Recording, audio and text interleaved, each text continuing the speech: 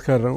ఇది ఒక దేశాన్నే కలవరపరిచేటువంటి అంశం. ఇది ఎందుకంటే వేల కోట్ల ప్రజాధనం దోచేశారు, అట్లాగే ప్రజారోగ్యాన్ని దెబ్బతీశారు, మరోవైపు ఆత్మహత్యలు, ఎంతోమంది ప్రాణాలు కోల్పోయినటువంటి అంశం అన్నమాట.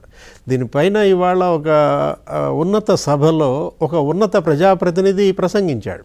ఏది లోక్సభలో కృష్ణదేవరాయల ప్రసంగం ఆంధ్రప్రదేశ్ లిక్కర్ స్కామ్కి ఢిల్లీ లిక్కర్ స్కామ్కి పోల్చి మాట్లాడిన విధానం, ఆ బాహుబలి కలెక్షన్సా, RRR కలెక్షన్సా, పుష్ప కలెక్షన్స్, ఎందుకంటే అదే రోజు ఆయన అమిత్ షాతో భేటీ, తర్వాత ముఖ్యమంత్రి గారితో కూడా భేటీ అయ్యారంటున్నారు.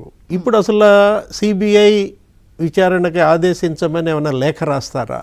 రాష్ట్ర ప్రభుత్వం ఏదో సంచలన ప్రకటన చేస్తుందని చెప్పి సోషల్ మీడియాలో మీరు అన్నారు. ఏది ఇప్పుడు గవర్నర్ ఏమన్నా దీనిలో మరి ఇంటర్వ్యూన్ అవుతారా? ఎందుకంటే Delhi liquor scam CBI take up చేసిందంటే లెఫ్టినెంట్ గవర్నర్ ఇన్వాల్వ్మెంట్ ఆ రోజు ఉంది. అంటే ముఖ్యమంత్రి స్పందన, గవర్నర్ స్పందన ఎలా ఉండబోతోంది? సిబిఐ, ఈడీ కనుక ఇందులోకి ఎంటర్ అయితే ఏం జరగబోతోంది? మనం చూసాం 100 కోట్ల స్కామ్కే 17 మంది అరెస్ట్.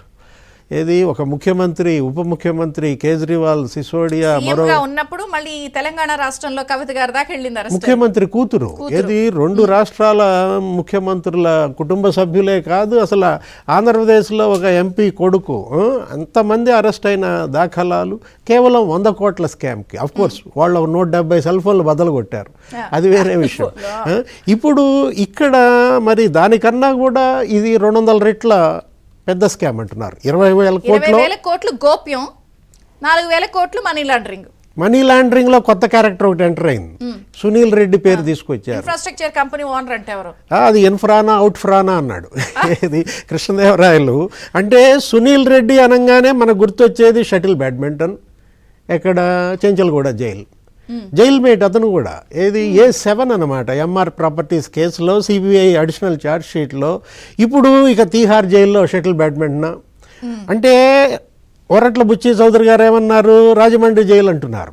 ఇప్పుడు ఇవాళ సిబిఐ, ఈడీ కనుక ఎంటర్ అయినట్లయితే మీరు అన్నారు ఏది రజనీ వేసిన రాయలపైన స్టోన్ క్రషర్లో ఈ స్టోన్ వెళ్ళి అది లిక్కర్ స్టోన్ కింద అయింది.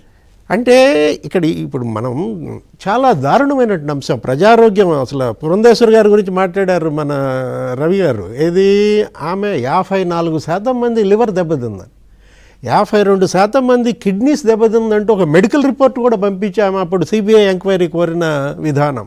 ఇప్పుడు సిబిఐ, ఈడీ దీనిలో ఎంటర్ కావాల్సినటువంటి అంశం ఉందన్నమాట. ఒక బేవరేజెస్ కార్పొరేషన్ అనేది ఒకటి పెట్టడం, దాని ద్వారా 25,000 కోట్లు అప్పులు తేవడం. అంటే ముఖ్యమంత్రి చంద్రబాబు ఎన్నికల ప్రచారంలో కాదు, అసలు ఆయన పర్యటనలు అన్నింటిలో కూడా దుమ్మెత్తి పోసేవాళ్ళు. ఏంటి అసలు తాగుబోతుల్ని మరో 25 ఏళ్ళు తాకట్టు పెట్టి మరి అప్పులు దీన్ని తెచ్చారంటే, అసలు ఉద్యోగస్తుల ప్రావిడెంట్ ఫండ్ అప్పులు కూడా దీనిలో పెట్టేశారు. ఏ విధంగా ఇక్కడ స్కాములు జరిగాయి అనేది తీసుకున్నట్లయితే అతను ఏమని చెప్పాడు, 75% ధరలు పెంచేశాడు జగన్మోహన్ రెడ్డి.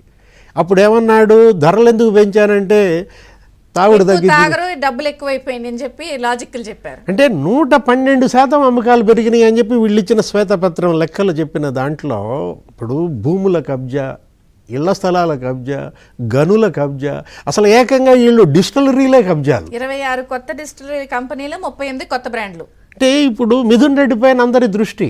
ఇప్పుడు ఆయన ఏదో వెళ్ళినట్టున్నారు ముందస్తు బెయిల్ కోసం, అది ఏదో April 3 దాకా ఇచ్చారని వాళ్ళ వార్తలు ఇచ్చిన దీంట్లో April 5 ఏంటి అరెస్ట్ తప్పదా?